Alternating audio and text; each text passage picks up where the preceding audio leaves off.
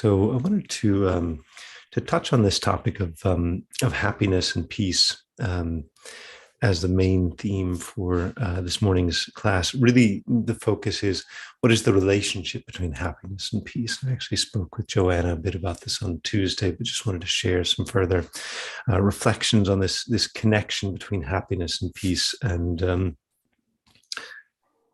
also, I'll share a few reflections on. I'd written a sort of a document of founding principles by which I'd like to, for myself, partly to make explicit the guidelines that I want to follow for these classes. So I'll briefly touch on those and send you all a link as well as a reminder of where that is. But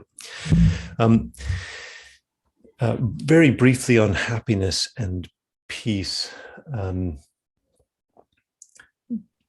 The analogy I was reading some text on actually on what's called cybernetics. It's very like early, popular in earlier days, but it's the root of a lot of disciplines like artificial intelligence and so forth. And one of the things they were saying is that one of the simplest examples of intelligence emerging from chaos or seemingly inanimate objects is a bacterium, where if it's in contact with food, it'll go towards food, but it'll be, still, relatively still and not, agitated and so forth. But if it's in contact with some kind of a poison, it doesn't necessarily know how to get away from the poison. So what it does, it gets very agitated. It sort of moves here and there.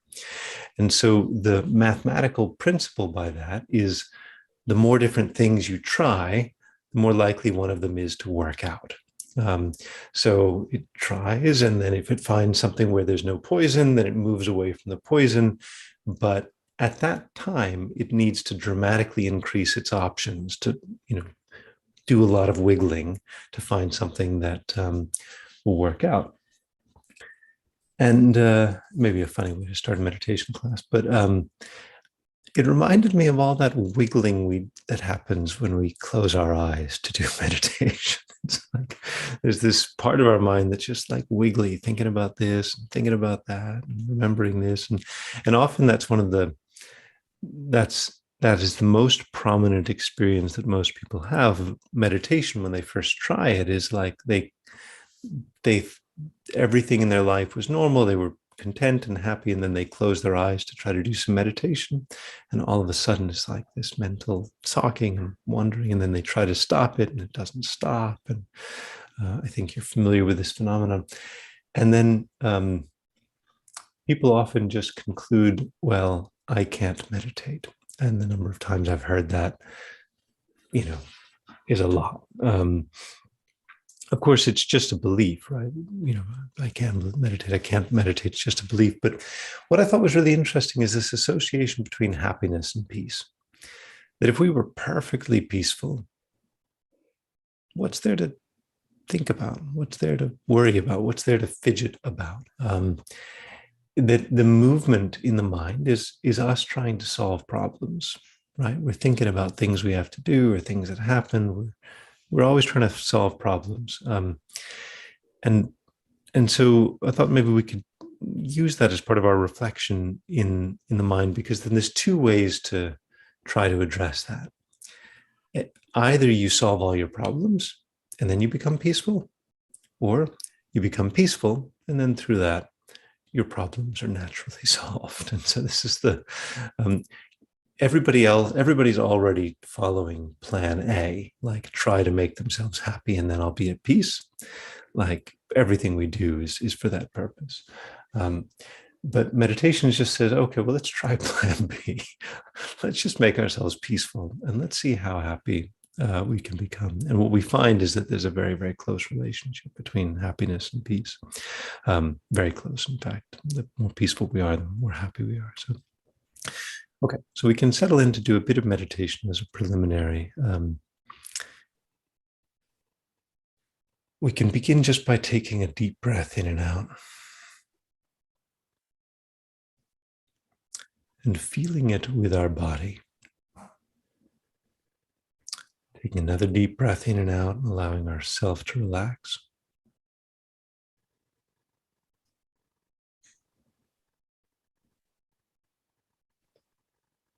And a third breath, just asking ourselves what is important now.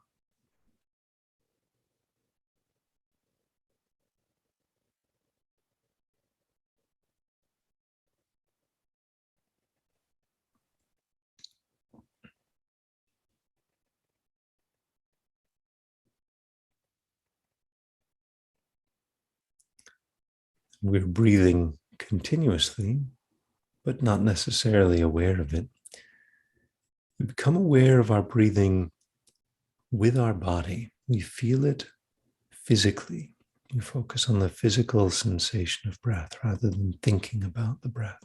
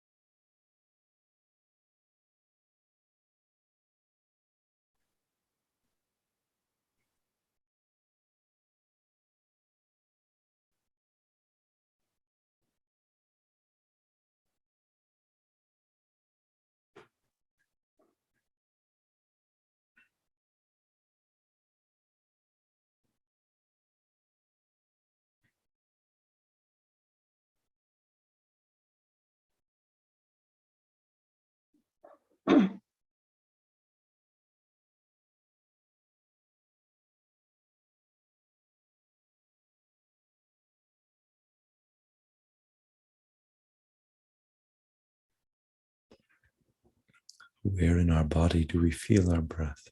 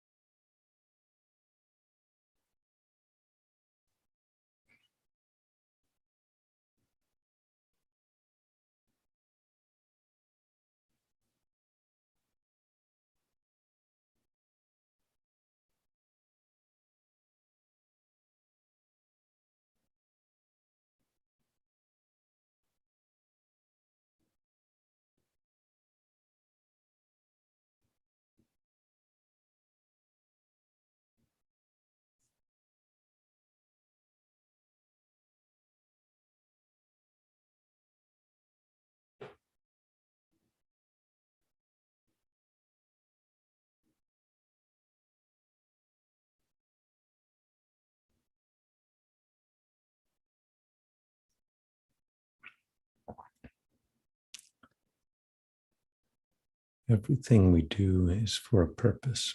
Everything we think is for a purpose, whether we know it or not.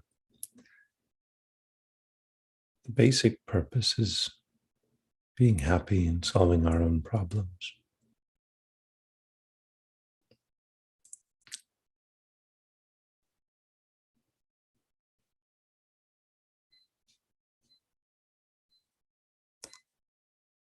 This practice of just feeling our breath in the body is a powerful way to become peaceful and still. And when that happens, our problems often fade away naturally.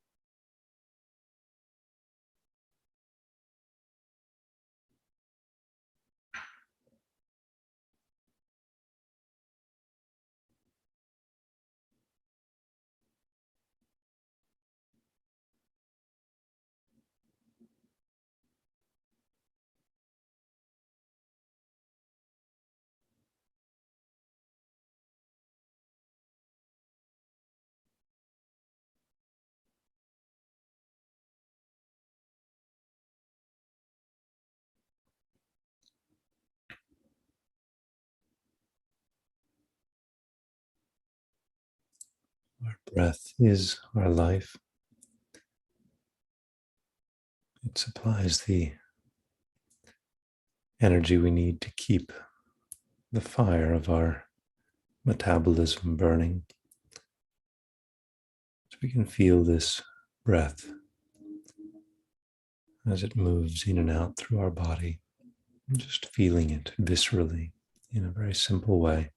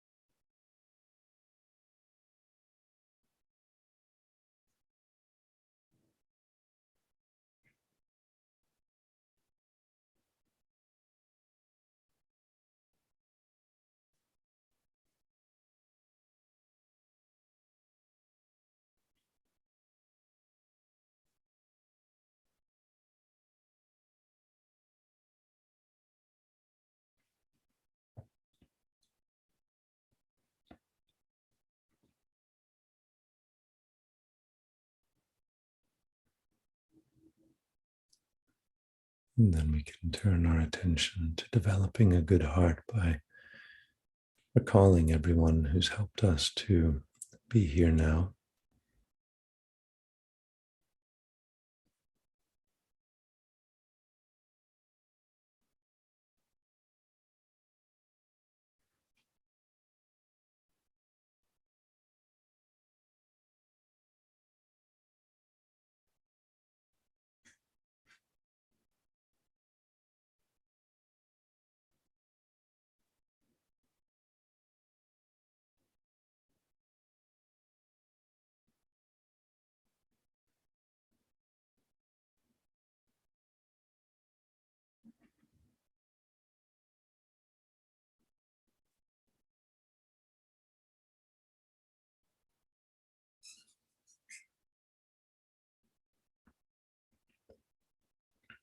We can recall the kindness of our parents, family, friends, colleagues, those who supported us throughout our life.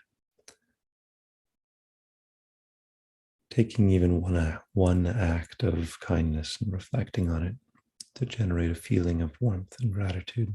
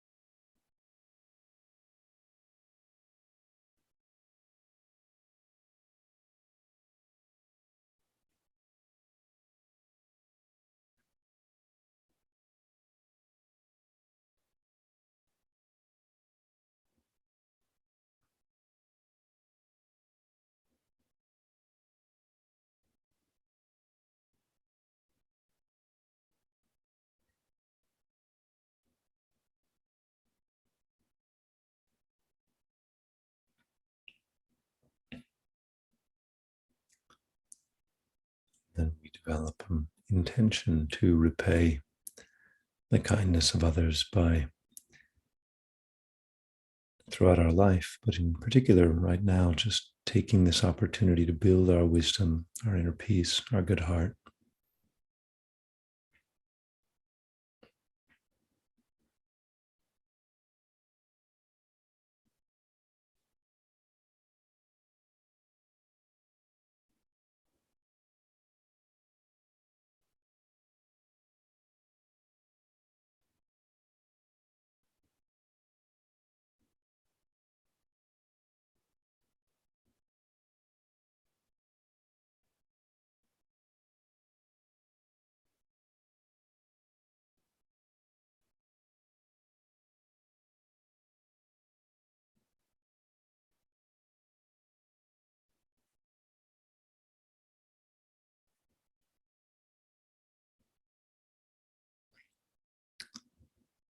And with this good motivation, we can open our eyes and arise from our concentration.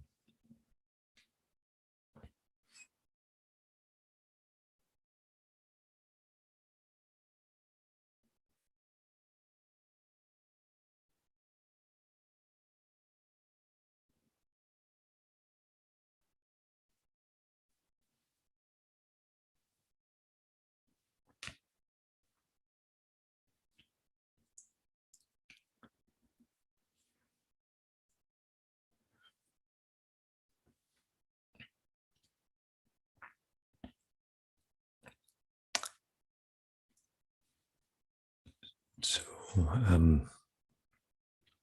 just to reflect a little bit further on this topic of peace and happiness, and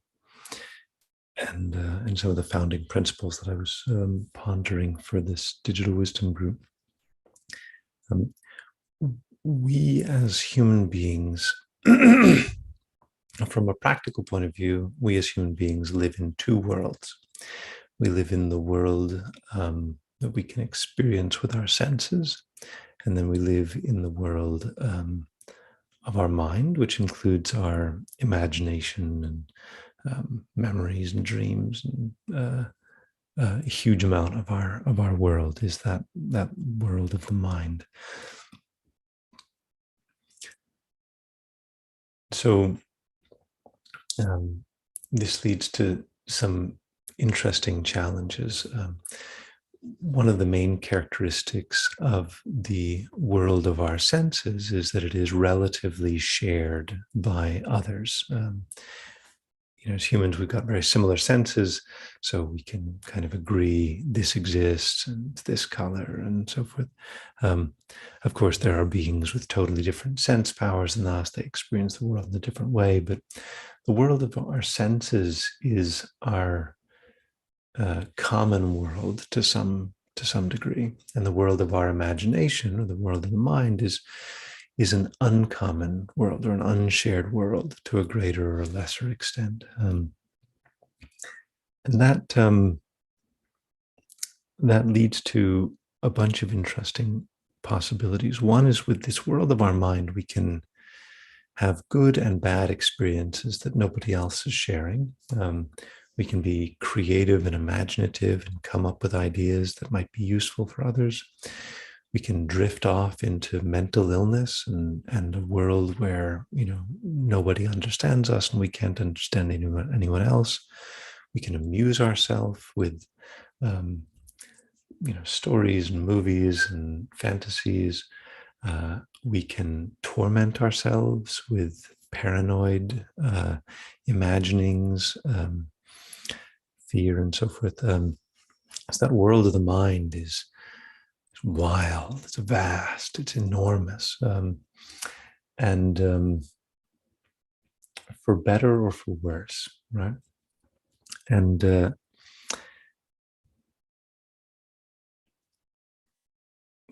we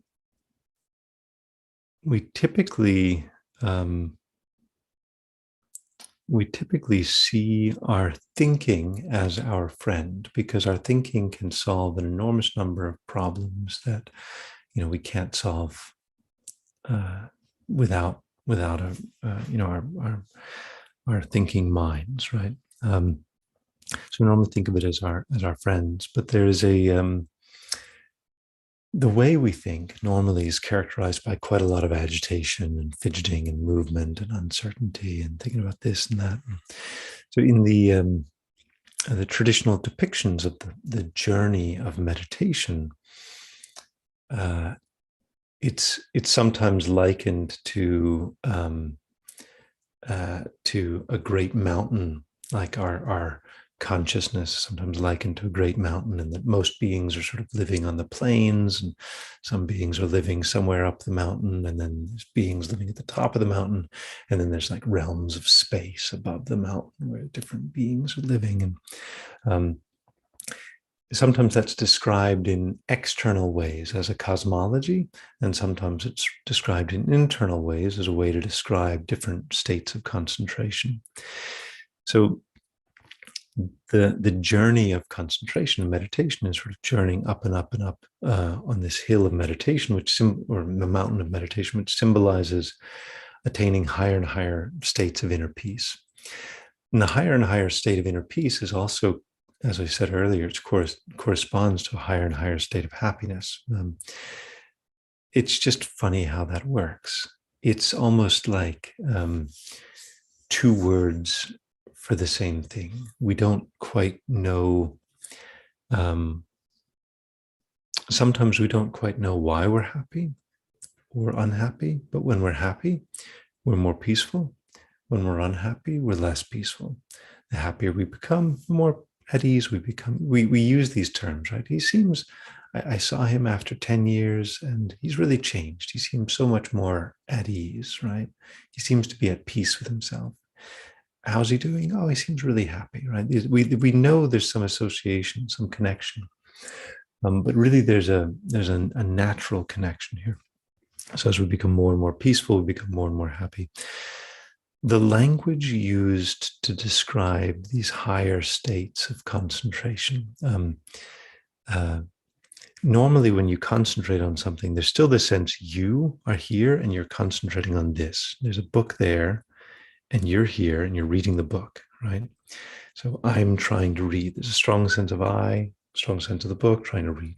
But if you really get into the book, right?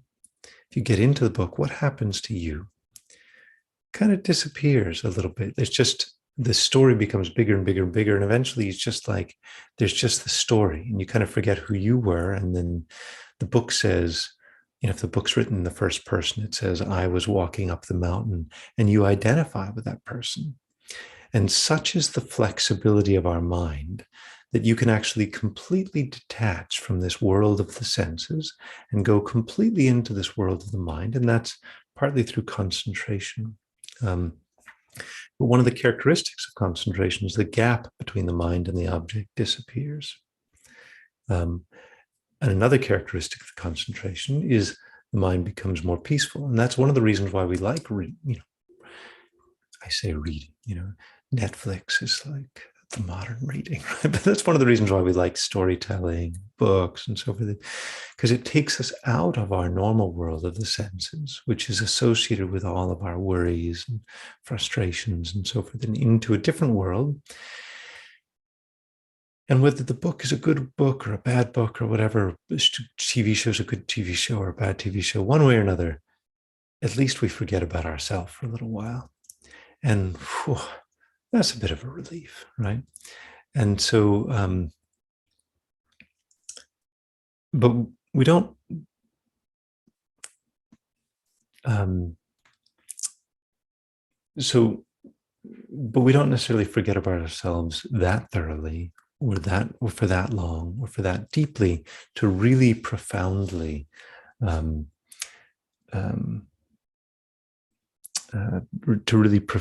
change. We change a little bit, enough to get through another day, but maybe not as profoundly as we might.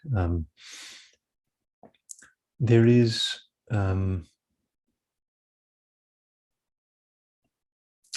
it's escaping me now, but there's some words that we sometimes use to describe an experience of just like, we say we just lost ourselves in that book, or we lost ourselves in that pursuit and is completely absorbed.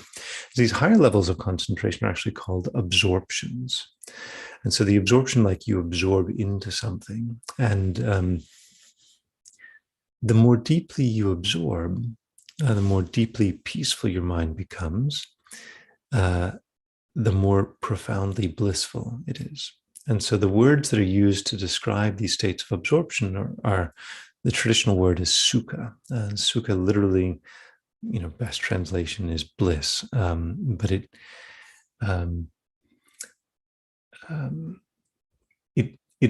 really implies, so that there's in the Buddhist tradition, there's two words that are used: dukkha, to refer to suffering, pain; sukha, to refer to bliss.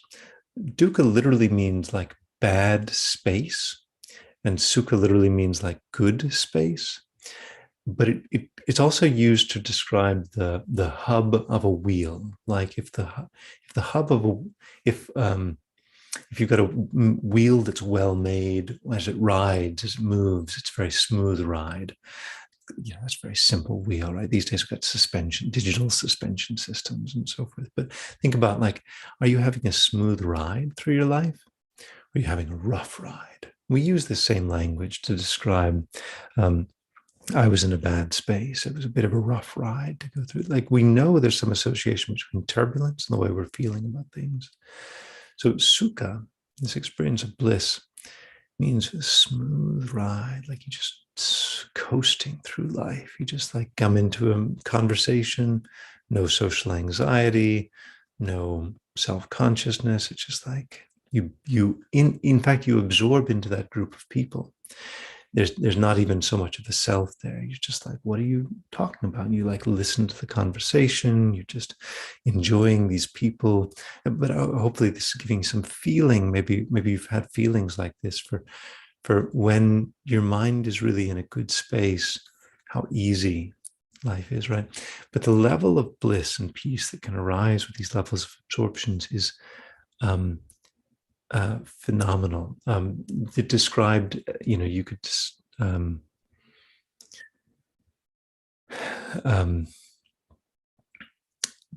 of the early stages is that you just stop thinking, because thinking and talking in your head is not as nice as just enjoying that peaceful state. And we've probably all had states. Hopefully you're not having one now, but where you just kind of wished somebody would stop talking so you could enjoy a nice peaceful space, right? It's like you're sitting in the sunset, you're watching some beautiful scene, and then somebody's got a radio on in the background, right, in the distance, or somebody's talking, and you're just like, oh, let's just be quiet for a little bit. And then, because we know that there are states where talking verbally or thinking mentally is more disturbing or more disruptive um, than just experiencing that. So one of the early experiences in meditation is, relatively early, is the stopping of thinking. But it's not, I say early, right? And then people come to meditation class and they're like, well, I haven't had that stopping of thinking, but it's really, we do have it, just not necessarily for very long. And so that's where familiarity comes in, enjoying it, allowing it to stretch out. And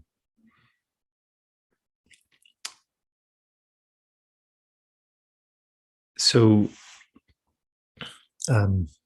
anyway, so that's something I wanted to share about this relationship between peace and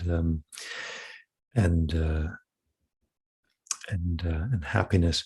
Now, of course, you stop thinking in these states of meditation. It doesn't mean you can't start again. It doesn't mean you can't find words. But it's interesting, within Buddha's early disciples, there were lots of them who were fully realized. They had fully experienced and realized the truth of everything Buddha was trying to convey to them, but they couldn't articulate it very well. So people would approach these people, and they were called arhats. People would approach these folks, and they're like, "Well, tell me about this," or "Have you attained this state of perfect peace?" And they're like, "Yes, we have." And they're like, "Okay, tell me more. Tell me how you did it." And they're like, "Why don't you go see Buddha?" And that, similar situations, like where you kind of know something, but you can't quite explain it, right? So to be able to have a profound peace, but able to explain it and how you get there and talk about it with words. And so it's a little bit of a different quality than just having that peace. So we've all had experiences of profound peace. We just can't necessarily articulate it exactly that well, but so the two a little bit different skills. But so I wanted to come back to this. I prepared this document, some founding principles, and I'll send the link out later, just so so you've got it if you didn't bump into that. But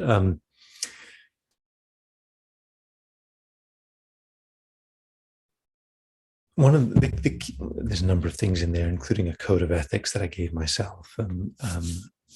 But one of the ones that's really central is this idea of the secular approach to meditation. And if we think that all we do throughout our whole life, all we do, we're born, we've got certain genetically provided equipment, we've got a family, and then from them we learn things, we develop ideas and so forth. All of this world of ideas are human creations, in the sense that humans are creating language, right? We're creating human creations, different bodies of knowledge, systems of thought that are more or less useful in different situations, right? The body of knowledge about historic preservation for architecture is extraordinarily useful in some situations. But if you're not in those situations, it's not as useful. And you look at these vast libraries, bodies of knowledge that solve particular problems for particular people at particular times. And some of these bodies of knowledge have been so useful for humans over such a long period of time that we've preserved them, right? That's like preserving a building, right? This building is so valuable to us. We preserve it, we look after it over time.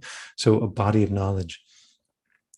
And so we're really at this crossroads as a civilization where we've preserved all these religious practices and beliefs and ethical practices for a long time because we found them enormously valuable for humanity. But now we're discovering all these new ways of thinking and scientific understanding and so forth that are actually phenomenally valuable also in terms of controlling the external world and gaining new insights and so forth. But as we're going through this rough patch, right, as a species, right, we're going through a rough patch. We certainly obviously need good, strong, modern, secular understanding of how the world works. We've also need a really solid shock absorbers for the heart, so to speak, a way to really move through this world with wisdom, with grace, with elegance, so that no matter what's happening, we've got the resilience to deal with it and to be not only to get by ourselves, but to be peaceful, and even then to be kind and happy and to create stable, harmonious communities. The World Health Organization put out an article a couple of days ago saying that the biggest risk that they see through the COVID pandemic is not long haul COVID, it's damage to social cohesion, that people are fragmenting, obviously on a big scale politically, but people fragmenting in a lot of ways, that social cohesion is critical. You can experience social cohesion even at a distance. But the more peaceful you are, the more you cohere to things, right? The less peaceful you are, the less you cohere. People who are happy, they get along with people, right? They can create harmonious relationships and interactions. So the question, though, is what is the body of knowledge that we need that combines modern understanding and traditional practices to be peaceful? One challenge is that the modern secular world is, for legitimate reasons, allergic to things that are feel like pre-scientific, partly because in this world of the mind, you can go anywhere. And so people can come to completely contradictory conclusions in this world of the mind. In the world of the senses, you've got to kind of find a neutral balance, an agreement. In the world of the mind, you can come to completely opposite conclusions, and you can't ever prove each other wrong. And so there's a lot of philosophies and theories of science, but the one that I found most central is by this guy named Karl Popper. And Karl Popper, according to Karl Popper, he said, for something to actually be scientific, it has to be falsifiable. It's something you have to actually be able to prove false. And that's a profound point. We don't have time to really get into exactly what that means. But if I say this drug works for Alzheimer's, to treat Alzheimer's, well, there has to be a way to prove that false. Like, well, we test it a little bit, see if it works. And if it doesn't work, we say, well, actually, it doesn't help treat Alzheimer's. We've proved that claim false. You can make a claim, but if nobody can prove that false, you can't say it's scientific. You can have the belief, and it may be something that you personally experience as your personal internal subjective experience. And that is, we don't want to take away from all the things that we experience that we can't necessarily articulate or prove. But when it comes to finding a common body of knowledge, like a common set of views, science has a very, that is a high standard. Scientists don't necessarily live up to that high standard most of the time. There's a lot of, not as good science, but that's a simple way to think about what makes something scientific versus not. So something being falsifiable. So it's interesting, this professor of Buddhism that my wife studies with, he is incredibly knowledgeable about, is fluent in Pali, Sanskrit, Chinese, these scriptural languages of Buddhism and Korean. Totally secular in his approach. And he says, if you look at the original teachings, they are extraordinarily simple. Buddhist original teachings, extraordinarily simple. They simply describe how the mind, how we construct a world through the operation of our sense powers. So our sense powers construct a sense that there is an object outside and a self inside. And so we have these three things: our senses, and they give rise to a sense of separation or duality, generally a sense that there's an inside and an outside. That's not a bad model for how things work, right? I'm inside, you're outside. Okay, that's an okay model. It's a mental model that we create. I'm inside, you're outside, right? So, but it's not actually a particularly accurate model. It's our normal model, how every living being normally thinks. I'm inside, you're outside. You've got something I want, I'll take it, bring it inside. Yeah, I don't like you, I'll attack you. But like there's no connection between inside and outside. But it's just a terrible model that our brain naturally, innately comes to, that's not conducive to our own peace, not conducive to harmony. So Buddhism basically is just a set of practices that evolved from some of these fundamental principles that help us to understand how to remain at peace with ourselves and in harmony with others, potentially totally harmonious. The early teachings were totally harmonious with scientific method. The later things that were added on to that, not so much. Like lots of things about topics that you simply couldn't that aren't falsifiable. If I tell you I remember my previous lives, I've seen future lives, and I see, I can fly through the air. Can you falsify that? Can you say, no, you don't? Well, you can't falsify that because you don't know what I'm actually thinking, right? So it's not so helpful. Then from one point of view, it was helpful in a time when that stuff really impressed people. We're now in a society where that stuff seems really sketchy.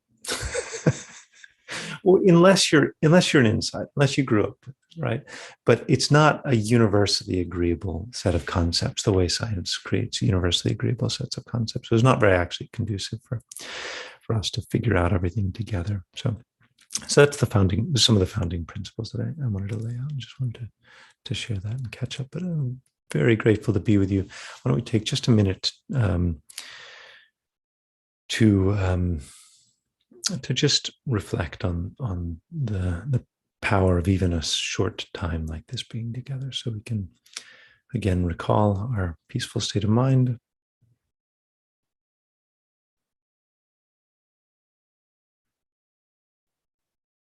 And we can think, even in this brief period together, we've increased our mental peace, we've increased our good heart, and we've increased our wisdom.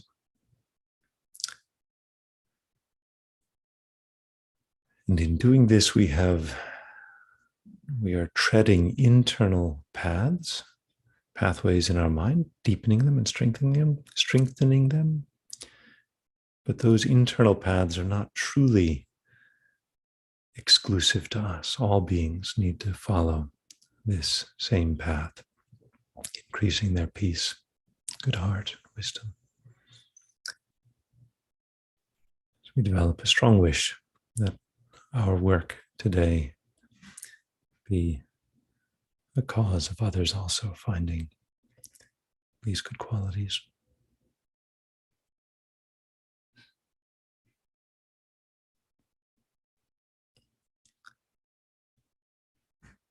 And we can open our eyes and rise from our meditation.